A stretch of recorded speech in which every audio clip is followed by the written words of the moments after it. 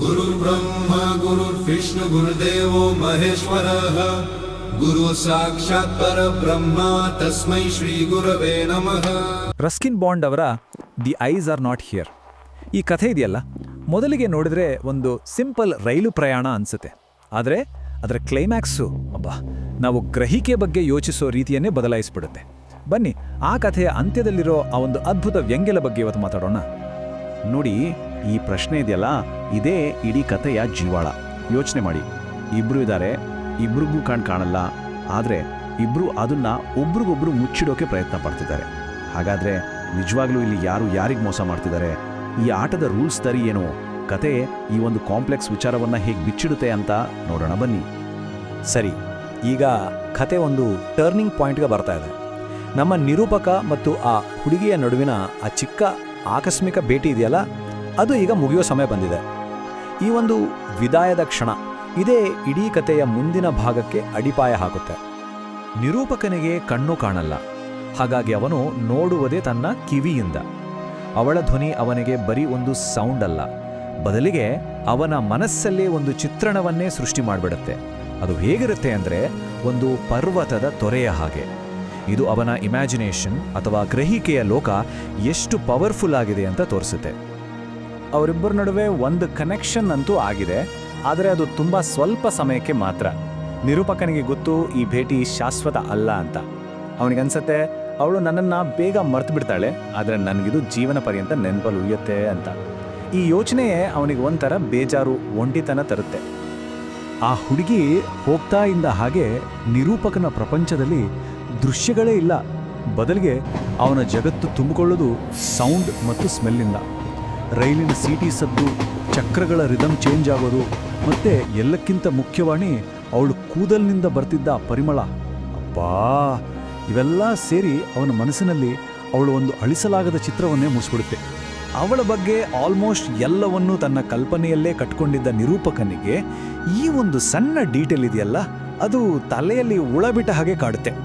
ಅವಳ hair style ಹೇಗಿತ್ತು, ಇದು ಅವನಿಗೆ ಯಾವತ್ತೂ ಉತ್ತರ ಸಿಗದ ಒಂದು ರಹಸ್ಯ. ಇದು ಒಂದು ರೀತಿ ಅವನು ಆಡ್ತಿದ್ದ ಆಟ ಎಷ್ಟು ಇನ್ಕಂಪ್ಲೀಟ್ ಆಗಿತ್ತು ಅಂತ ತೋರಿಸುತ್ತೆ.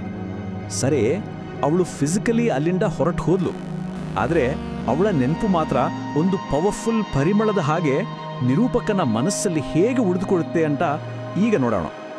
ಅವಳು ಹೋದ ಮೇಲೆ ಉಂಟಾದ ಆ ಖಾಲಿ ಜಾಗವನ್ನು ತುಂಬಿಕೊಳ್ಳೋಕೆ ನಮ್ಮ ನಿರೂಪಕ ಒಂದು ಕವಿತೆಯನ್ನು ನೆನಪಿಸ್ಕೊಳ್ತಾನೆ. ಈ ಸಾಲುಗಳಿದೆಯಲ್ಲ, ಅವನ ಫೀಲಿಂಗ್ಗೆ ಒಂದು ಪರ್ಫೆಕ್ಟ್ ಮೆಟಫರ್ ಕೊಡುತ್ತೆ. ಅಂದರೆ ಆ ಫಿಸಿಕಲ್ ಭೇಟಿ ಅಂದರೆ ಆ ಹೂದಾನಿ ಅದು ಮುಗಿದು ಹೋಗಿರ್ಬೋದು, ಆದರೆ ಅದರ ಇಫೆಕ್ಟ್ ಅಂದರೆ ಆ ಗುಲಾಬಿಯ ಪರಿಮಳ ಅದು ಮಾತ್ರ ಮನಸ್ಸಲ್ಲಿ ಅಚ್ಚಳಿಯದೆ ಹಾಗೆ ಉಳಿದಿದೆ. ಈ ಮೆಟಫರು ಕಥೆಯ ತಿರುಳನ್ನೇ ತುಂಬ ಚೆನ್ನಾಗಿ ಹಿಡಿದಿಡುತ್ತೆ. ಒಂದು ಕಡೆ ಫಿಸಿಕಲ್ ರಿಯಾಲಿಟಿ ಅಂದರೆ ಒಡೆದು ಹೋದ ಹೂದಾನಿ, ಇನ್ನೊಂದು ಕಡೆ ಇಮೋಷನಲ್ ರಿಯಾಲಿಟಿ ಅಂದರೆ ಯಾವತ್ತೂ ಹೋಗದ ಆ ಪರಿಮಳ. ಇವೆರಡರ ನಡುವಿನ ವ್ಯತ್ಯಾಸವನ್ನ ಇದು ಕ್ಲಿಯರ್ ಆಗಿ ತೋರಿಸುತ್ತೆ. ನಿರೂಪಕನ ಪಾಲಿಗೆ ನಿಜವಾಗಿ ನಡೆದ ಘಟನೆಗಿಂತ ಆ ಘಟನೆಯ ನೆನಪೇ ಹೆಚ್ಚು ಪವರ್ಫುಲ್. ಸರಿ, ಈಗ ಕಂಪಾರ್ಟ್ಮೆಂಟ್ಗೆ ಇನ್ನೊಬ್ಬ ಹೊಸ ಪ್ಯಾಸೆಂಜರ್ ಬರ್ತಾರೆ. ಅವರ ಎಂಟ್ರಿ ಜೊತೆಗೆ ನಮ್ಮ ನಿರೂಪಕ ಮತ್ತೆ ತನ್ನ ಹಳೆ ಆಟಕ್ಕೆ ವಾಪಸ್ ಬರ್ತಾನೆ. ಅವನು ಆಡ್ತಿರೋ ಈ ವಂಚನೆ ಆಟ ಇದೆಯಲ್ಲ, ಅದು ಬರೀ ಒನ್ ಟೈಮ್ ಶೋ ಅಲ್ಲ, ಅದು ಅವನಿಗೆ ಒಂದು ರೀತಿ ಅಭ್ಯಾಸವೇ ಆಗಿ ಹೋಗಿದೆ. ಈಗ ಅವನು ತನ್ನ ಪ್ರದರ್ಶನವನ್ನ ಮತ್ತೆ ಶುರು ಮಾಡೋಕ್ಕೆ ರೆಡಿ ಆಗ್ತಾನೆ. ಅವನು ಮತ್ತೆ ಅದೇ ಹಳೆ ಆಟಕ್ಕೆ ವಾಪಸ್ ಹೋಗ್ತಾನೆ. ಕಿಟಕಿಯಿಂದ ಹೊರಗಡೆ ನೋಡಿ ಅಲ್ಲಿ ಏನಿದೆ ಅಂತ ಗೆಸ್ ಮಾಡೋ ಆಟ. ಇದು ಇದೆಯಲ್ಲ, ಕಥೆಯ ಕೊನೆಯಲ್ಲಿ ಬರೋ ಆ ಶಾಕಿಂಗ್ ಟ್ವಿಸ್ಟ್ಗಿಂತ ಮುಂಚೆ ನಿರೂಪಕನನ್ನ ಮತ್ತು ನಮ್ಮನ್ನು ಕೂಡ ಒಂದು ರೀತಿಯ ಸುಳ್ಳು ಕಂಫರ್ಟ್ ಝೋನ್ಗೆ ತಳ್ಳೋ ಒಂದು ಜಾಳ್ಮೆಯ ತಂತ್ರ. ಆದರೆ ಆ ಹೊಸದಾಗಿ ಬಂದ ಪ್ರಯಾಣಿಕ ಕ್ಯಾಶುವಲ್ ಆಗಿ ಆಡಿದ ಒಂದು ಮಾತು ನಿರೂಪಕನ ಡೇ ಡ್ರೀಮನ್ನು ಬ್ರೇಕ್ ಮಾಡುತ್ತೆ. ಆ ಪ್ರಯಾಣಿಕನಿಗೆ ಗೊತ್ತೇ ಇರೋದಿಲ್ಲ, ತಾನು ಆಡಿದ ಒಂದು ಮಾತಿನಿಂದ ಇಡೀ ಕಥೆಯ ಅಡಿಪಾಯವನ್ನೇ ಅಲ್ಲಾಡಿಸೋ ಒಂದು ದೊಡ್ಡ ರಹಸ್ಯದ ಬಾಗಿಲು ತೆರೆಯಿತು ಅಂತ. ಸೊ ಈಗ ನಾವು ಆ ಫೈನಲ್ ಕಾನ್ವರ್ಸೇಷನ್ಗೆ ಬಂದು ತಲುಪಿದ್ದೀವಿ. ಇದು ಕಥೆಯ ಒಂದು ಕ್ರೂಷಿಯಲ್ ಪಾಯಿಂಟ್. ಇಲ್ಲಿ ನಿರೂಪಕ ಇದುವರೆಗೂ ಏನು ನಂಬ್ಕೊಂಡಿದ್ದಾನೋ ಅದೆಲ್ಲವೂ ಉಲ್ಟಾ ಆಗಲಿದೆ.